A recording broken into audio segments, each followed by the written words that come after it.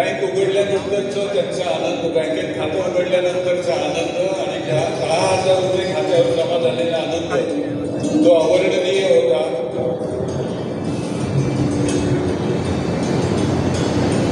धन्यवाद. Girls scholar academy चालवली जाते आणि त्या गर्ल्स स्कॉलर अकॅडमीमध्ये एका रिक्षावाल्याच्या मुलीला आपण डॉक्टर केलं. त्या मुलींनी 12वीची परीक्षा झाल्यानंतर सांगितलं की आता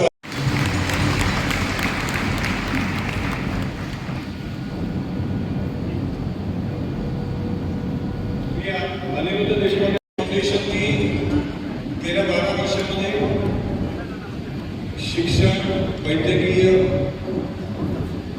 पर्यावरण. थँक्यू. आणि आता देश आपला मोठा झाला पाहिजे, विश्वगुरु झाला पाहिजे सगळ्यांनाच वाटतं.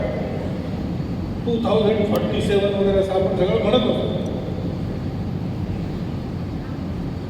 असं व्हायचं असेल तर आपला देश, आपला समाज हा पूर्ण रूपाने पहिल्यांदा उभा राहायला पाहिजे ना, सारख्या बळाने.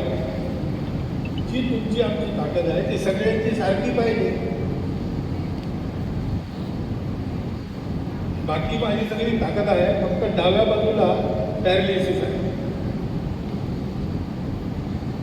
मग माझं शरीर स्वस्थ नाही, मी काम करायला कमी पडेल. तसं आमच्या समाजात काही लोक चांगले आहेत, सुशिक्षित आहेत, काही लोक नाही आहेत.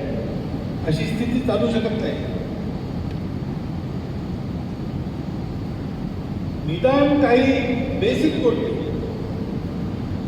अन्न, वस्त्र, निवारा, स्वास्थ्य, शिक्षा, अतिथी सत्कार, ही 6 कर्तव्य गृहस्थांना करावी लागतात.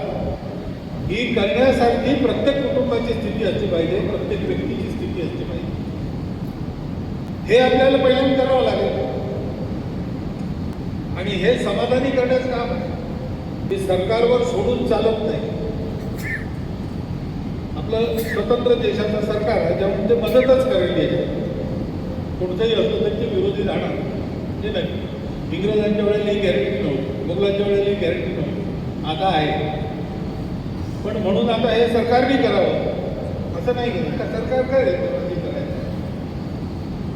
पण ही आपली जबाबदारी आहे. हा जो आज भटके आणि विमुक्त मनोवळणारा समाज आहे, याच्यातला प्रत्येक माणूस हा आपला माणूस आहे. आणि म्हणून माझं कर्तव्य आहे की मी जर शिकून सवरून चांगला सावरलो